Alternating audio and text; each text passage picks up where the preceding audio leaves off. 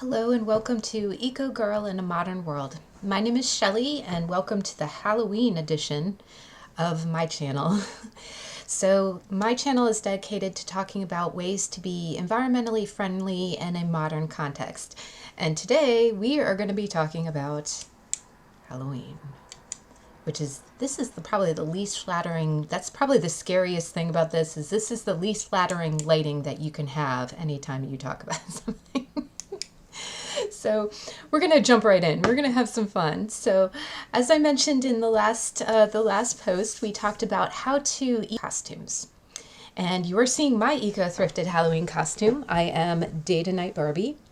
And actually this little scarfy here thing, you can see I was able to repurpose a ribbon from a pair of pajamas, and I was able to use a scarf that can double as a tie around for the day to night look. I am also wearing a silk skirt that you can't see, but I'll put up a picture. That is the nighttime version of this look. I did join the Barbie bandwagon. I wanted to do day to night Barbie, and I think it turned out pretty good. And again, all of this is thrifted pieces. I have a pink linen jacket on that I can re-wear, that I've actually already reworn. This looks very nice over like a dark navy blue dress, or just navy blue separates like slacks. And the skirt is bought secondhand as well, and it is silk, and that also looks very nice for when I'm wearing it. I've actually worn it twice before Halloween, and it looks really nice. It looks beautiful with white or with other complementary colors on the color wheel. And just like we talked about in the last video, that's the best way that you can be environmentally friendly is when you're putting together your costume, try to think about the ways that you can rewear the pieces and buy secondhand, or if you do buy a piece brand new, try to make sure that it's made of natural materials and that you're going to wear it multiple times. Don't just buy it to be a costume to be worn once. Try to think of all the ways that you can wear it multiple times. And since the last video, I actually saw several other pieces out in the world. I was at Anthropology, and I did see this. I saw this pretty kind of white sleeved top that had kind of a black, almost kind of built-in corset. It was almost 100% cotton. It was like 94% cotton. And what I just kept thinking is, wow, if you wanted to be Ariel from The Little Mermaid, like the animation one, I actually have a jean skirt, a vintage jean skirt from the 80s. Paired that top with that skirt, you would look exactly like Ariel. And you could just wear both pieces many, many times. I've actually gotten a lot of wear out of that skirt. You saw the jean skirt in my vintage video. And I love that skirt. So that's the best way that you can do it. I've also seen several other ideas, like again, about just re-wearing the pieces from your Halloween costume. I actually have a t-shirt that I've worn more than 10 times that has Lloyd Dobler from Say Anything, and I actually found a 100% cotton duster jacket. And when I wear the jacket over the shirt, it makes for a very quick and easy kind of Halloween costume, because you can see the image of the t-shirt and go, oh, she's Lloyd Dobler from Say Anything. I honestly wear it more because it's the grand gesture and I just think it looks great. But the cotton duster is really, really nice because it's not as heavy as a leather jacket, and you don't have to just wear it for that costume. You can really wear it like a duster coat. And it is a little bit lighter. It's not as insulated as a regular winter coat, but it can be worn in spring and fall. And on Halloween, it's a good jacket. Also, also, if you decided to do something like, if you're dressing up like a Matrix character or something, you don't necessarily have to invest in a leather duster. You can wear like a dark black, cotton duster, and no one's really going to notice. You're walking around at night, no one's going to say, hey. So it's a nice, again, all of these pieces can be put together to create a Halloween costume, but then also be worn separately, which is our goal. Now, so I hope everyone's having a great Halloween, and my video today is actually going to be kind of some fun. I'm going to also, I'm going to share some of the traditions at Halloween that I do that are eco-friendly and a lot of fun to celebrate the day. Now, the first thing that I wanted to talk about is I am going to share a video down below. It's a YouTube video from Ted Ed that talks about the 3 most deadliest colors. So that is one thing that I like to do around Halloween, is I like to watch those videos, especially here on YouTube, because it's just, it's entertaining and it's educational. But when you think about Halloween, I mean, you think about the 3 most common colors for Halloween, which are orange, white, and green, and black. But, because of course they're spooky colors. And the green that you navigate towards is the real neon green, and then the bright orange, and the really kind of ghostly white, right? And the video that I'm going to post below is very entertaining, and it explains why those colors are associated to Halloween and why they are considered the deadliest colors. Now, it's interesting because white is considered a deadly color because the real white, a lot of white paints, especially from the times of the Renaissance, when painters like Rembrandt, Monet, all of these, big painters, they used lead in their paints. And that's a little shocking. And again, I talk a lot on this channel. There's a lot of things that we did in the history of, of time that you think, looking back on it, you're like, God, we were just poisoning ourselves. This is so dumb. Why did we use these toxic materials? And a lot of times we knew they were toxic, but we still used them, right?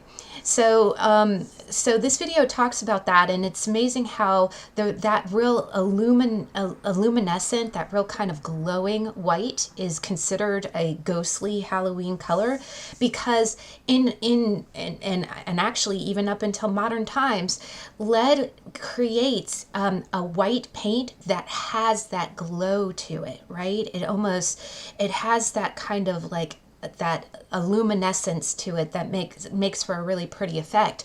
And so, and just keep this in mind the next time you see a picture of the Mona Lisa, or a girl with a earring, or a Monet's Monet's water lilies, you'll notice that the whites in that painting are just so kind of hypnotic and kind of ghostly. And that's because it's full of lead. Now, as you probably know, lead is very toxic. It's actually very sweet to the taste, and that's why here, especially on this channel, we talk about a lot of metal coatings have lead in it. Now, lead was in paints, and it wasn't, and it's funny, lead paint wasn't really outlawed until the 70s. But, you still, with a lot of our clothing and a lot of our jewelry being imported from other countries that don't really regulate it, there is still a lot of lead at very toxic levels in the things that we wear, and lead can absorb through your skin. But lead, when you think of a ghostly white, and you think about, oh gosh, why is that a spooky color? Well, it's a spooky color because it used to be used in paints, and it used to create something called painter's colic, which you would call today lead poisoning. But basically it inhibits, it creates a neurological response. It affects your body's ability to absorb calcium. And then, to be honest, a lot of people have a deficiency of calcium, and it could be from lead poisoning when you were young, if you grew up around lead paint. But it's kind of interesting to see it because anytime you look, we still continue to use that type of paint because of the effect. No other type of white paint would make the canvas glow the way that did. So that's spooky color number 1. Spooky color number 2 is green. And green, that real glowing bright green, comes from kind of two sources. There was something at the turn of the century and in the late 1800s, there were two really beautiful types of green called Shales green and Paris green. And they were such a unique shade of color that and we talk here on this channel a lot about fashion trends. Everyone loved the way the green looked. It was so pretty that they wanted it in their clothes and then, in their fabrics. It was trendy. And the problem with Shales green and Paris green is that they have arsenic in it. And arsenic, as you know, can absorb through the skin, and if it gets into the bloodstream, arsenic interferes with the ways the cell's ability to transmit, energy. It can really shut down the body. It can, arsenic and old lace, that movie, it is toxic. So, and it's interesting in the video you'll see down below, it talks a lot about how, insects, those two types of greens were used in wallpaper. They were used in draperies. They were used in garments. And the garment workers who used to create the dresses would get poisoned, would get sick, would get welts on their skin. And then women who were dancing or wearing that dress, it would soak into their skin. And in a minute, we'll tell you a little spooky story that relates to that too. So Shales green and Paris green is why those bright lime greens are really, really kind of known to be associated with Halloween. The other green that's associated with Halloween green is uranium. Uranium and radium, actually. Radium was actually discovered at the turn of the century, and it used to be thought to have great health benefits. And if you want to watch a good movie, a kind of a sad, spooky movie, but true story, there is a movie called The Radium Girls. And what it is that radium glows in the dark, right? But it is a radioactive substance. It's a toxic substance. It will give you it's a mutagenic, and it will give you very, very bad types of cancer. The other thing is that it's, we'll talk, there are certain types of radioactive and isotopes that have something called a half-life. They are radioactive for a certain amount of time. And radium has a half-life of about 800 to 1,000 years long. So some of these girls, if you watch that movie, some of these girls, even though they've passed away and they've been buried, their bodies are still radioactive. And that's crazy, right? But radium glows with a bright green color, and you would see it. You actually see it on glow-in-the-dark wrist watches, and that's actually where it kind of came into its use as well. People used to ingest radium a lot. They used to drink it. I know this is how crazy it was. We used to think that it was good for the body, but it glowed in the dark, and what it does is it was used for mostly wrist watches, especially in the military, so soldiers could see their watches in the dark. Now, the Radium Girl story is it's the girls they were young women who were hired to be the painters, to use radium to paint the face of the watches. And they were actually taught to take they were encouraged to brush radium on their face. They were also encouraged to keep the point of the brush very, very sharp by wetting it with their lips. And when they did that, they were directly ingesting radium.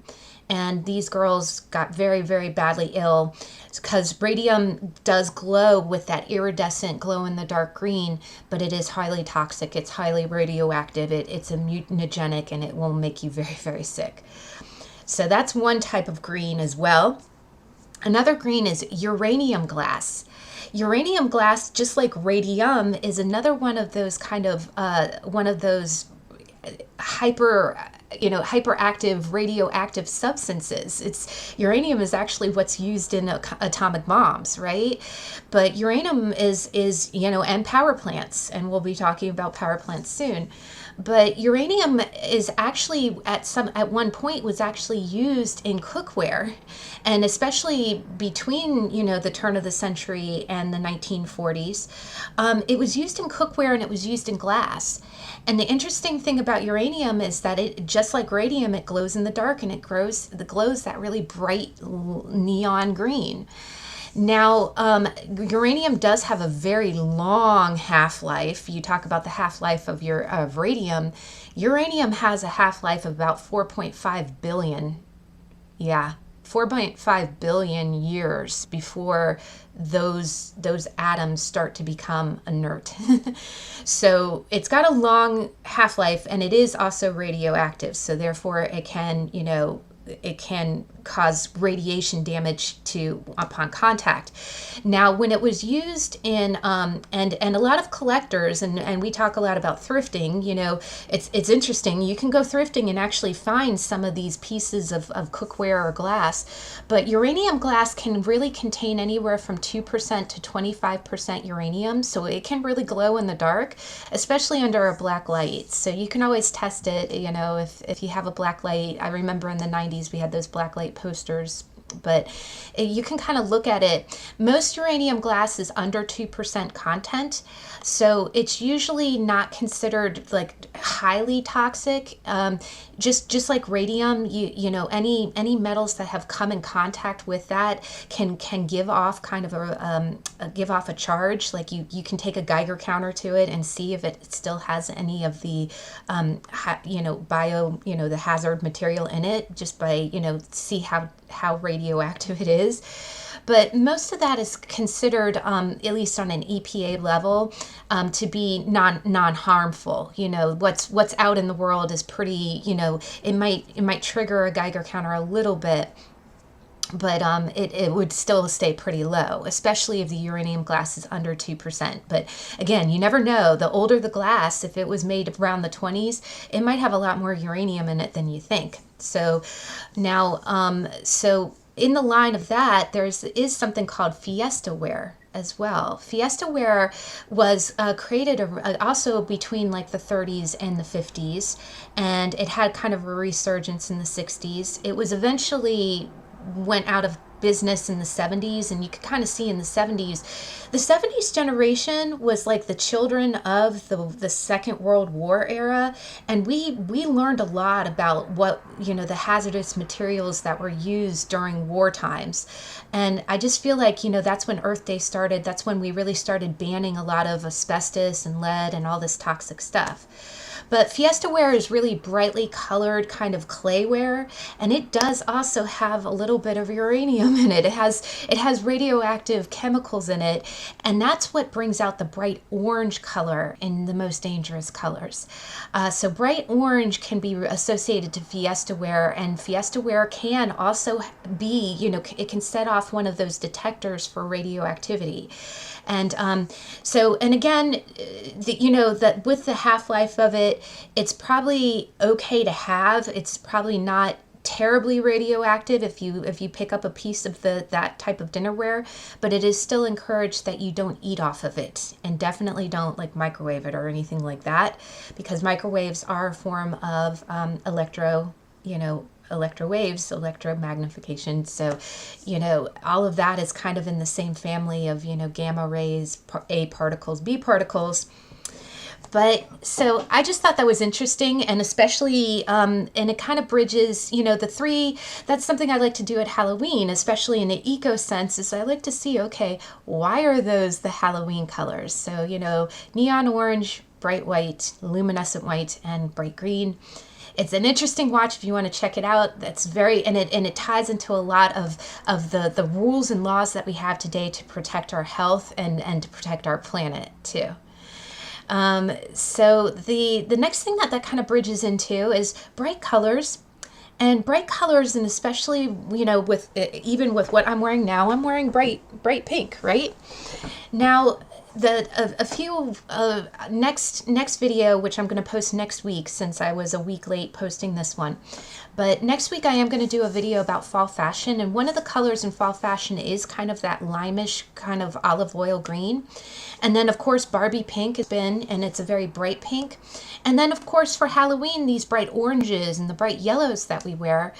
When you think about it, they are also kind of, you would think looking at it, any type of neon color might be considered a little bit of a spooky color, because neon colors are created using a special type of dye that's called an Azo dye. Azo dyes are very toxic. And unfortunately, just like we mentioned before, there are, we don't really regulate the way our clothes are made, so we don't really regulate the dyes that are in our clothes either. And as much as I try to look for clothes that are of natural fibers, in a later video in the future, I am going to have to look at what those natural fibers are dyed with. Because a lot of neon colors in and of themselves, we talked about orange, white, and green. Bright pink, bright yellow, anything that's a real neon color is probably used making those with those dyes. And those dyes, especially Azo dyes, are made with something called an amine. I think I'm pronouncing it right. It's AMINE. And amines cause cancer. They are carcinogenic. But what it is that they're kind of a synthetic dye, and they use a special type of bonding process. And that's why they don't bleed when you wash them, and it's also why they don't fade. That's why they retain that bright neon color. And again, here on this channel we talk about that. I buy natural fibers, and I would love to buy all clothes that are naturally dyed. But when you look at the nature of natural dyes, like you can dye your own clothes, but the problem is that we have the modern convenience of needing to wash our clothes frequently. Natural dyes fade, they bleed, they would transfer on to other clothes that are washed in the same batch. The other thing is there's just so many colors. You're kind of limited, when we talk about natural ways of doing things, you are kind of limited, like onions turn cloth a certain color, and so if you want to wear the bright colors that you want to, sometimes we'll be going with the right type of material but going with a toxic dye. So, when you look at spooky colors, you can look at neon colors too. And believe me, what I'm wearing is probably not the best. And I'm going to be exploring this as I go through my environmental journey. But you can kind of look at the other bright colors as spooky too. The other thing is that a lot of those dyes, fast fashion and the fashion in general is makes up 20% of the global on the entire planet's pollution. So when things are dyed like this, like even the jacket that I'm wearing, even though it's 100% linen, you can imagine that when it was produced, if it has this bright a color, you can probably look up and see. You see stories about rivers in China turning pink and turning blue from dyeing jeans, from dyeing things. And these are definitely made of those type of dyes that are spooky, that are scary. Because anything that has an amine kind of content, and it's funny, I've been reading about this in my my other class, my school class, is that there's something called an HCA, which is also, it's a hetero amine that comes from when you grill meat, like when you make a hamburger. That's what gives you cancer when you eat too much fried foods. It is kind of there that an amine is a carcinogenic, and it is something that comes from the bonding process, and it is definitely present in bright clothing. So you don't have to. So basically, if you're dressing up as Barbie, you're probably dressing up in one of the spooky colors too. Now, to get kind of into the fun of Halloween, just like we talk about, we tell all these stories about shale green and Paris green, and they're like, oh, well, that was at the turn of the century. That's when, and in the turn of the century, we had no regulation of food. We used to put all these toxins. We were dumb back then. We're not dumb anymore. Well, hold that thought, Some of the spooky stories that I like to listen to at Halloween. So on Halloween night, I like to pull out records. And I have my dad's record player. It's from the 1970s. So I just turn it on, and instead of, you can stream your Halloween content. You can put on a bunch of spooky movies, but I really like to listen to records a whole lot. And there's some great records out there, but one of the records that I love to put on is called Are You One of the Frightened? And it's actually, I think it is a 1970s record, and the narrator is Boris Karloff. And oh my God, it's so great. You just put the needle on the record and he's like, "Are you one of the frightened?" And there's a bunch of spooky stories on it. And to tie it into, dyes and, formaldehyde and things like that, one of the stories is a popular story. You see it in a lot of ghost tales. So there's different books that have this same story in it.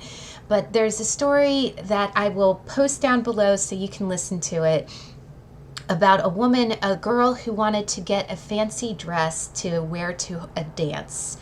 And just like Paris Green, Shale Green, I won't give it away, but I'll let you click on it in the link below.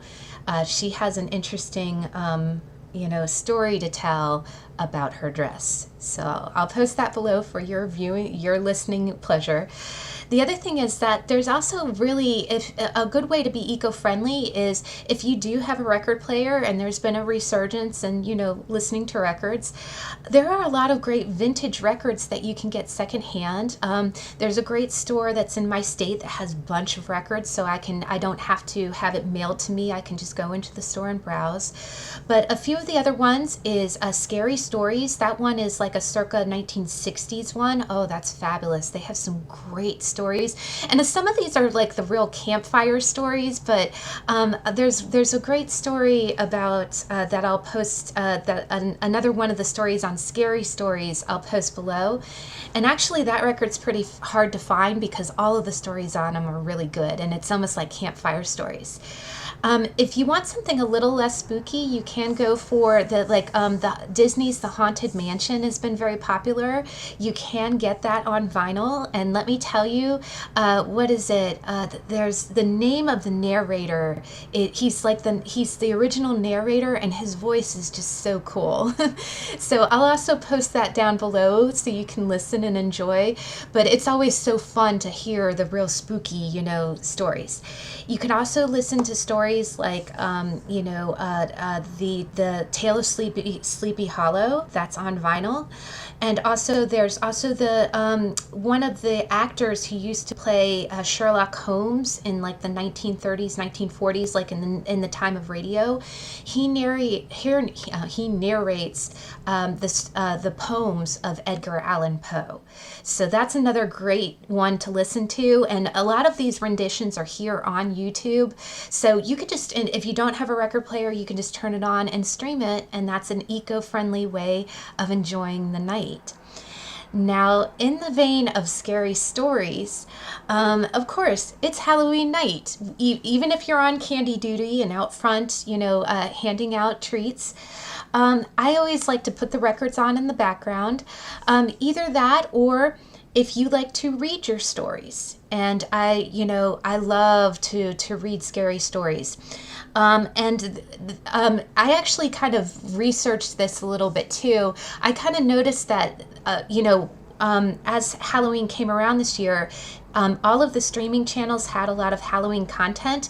And one of the streaming channels even gave you categories of how scary it was. Like scary, mid-range scary, super scary. And I'm glad they kind of did that, because my goodness, I just feel like there's a lot of really super terrifying stuff out. And I can kind of understand why it's like that. During the pandemic, and I am going to reference this, during the pandemic, there was a need for a lot of like at-home content, and a lot of people started watching scary stories. And I kind of asked myself, why is that? Isn't it scary enough that we have this really scary disease out in the world? Why are we at home watching terrifying things? But then I put the psychology together, and the psychology of it is, um, being terrified with another person, like if you invite your girlfriend or boyfriend over and you watch a scary story together, or even just your friends, when you get scared together, it's almost like a bonding experience. So if you know, even if you're social distancing, if you're watching the movie at the same time, like, you know how you can do that? You can turn on the movie at the same time and talk to each other on FaceTime, and it's almost like you're watching it together. When you are scared together or you're terrified together, it's a bonding experience. It's almost trauma bonding. So people like super scary movies for that reason. Now, I have to admit, just like with any ghost story, there are the ones that really stick in your mind forever, like that really traumatize you. And I'm about to share a few of those that I revisit every Halloween. But I have to admit, after seeing a couple, I think it was Final Destination 2 and 4, I will never go to a tanning bed. And I will never drive behind a truck carrying a wide load or logs.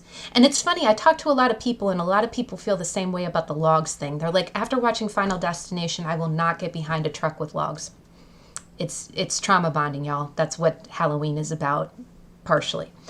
But if you instead want to read some stories, or, you know, read a couple, if you want to get in the Halloween mood before the night comes, I do have a few stories just to recommend. For little ones, you know, for not so scary ones, I highly suggest Sandra Boynton's Boo Ba La La La.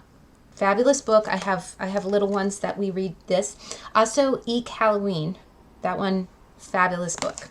And you can borrow these, again, eco-friendly way. You can borrow them or buy them secondhand, you know, borrow them from the library. Now, the next step up is Stumpkin. Stumpkin is also a really, really great one. This one, I won't give away the ending. This is one of my favorite books. I actually read it pretty much year round, but it talks about a pumpkin that had no stump. And it's a great story about wanting to be picked to be your jack-o'-lantern for Halloween. So you have to read it to see how it ends.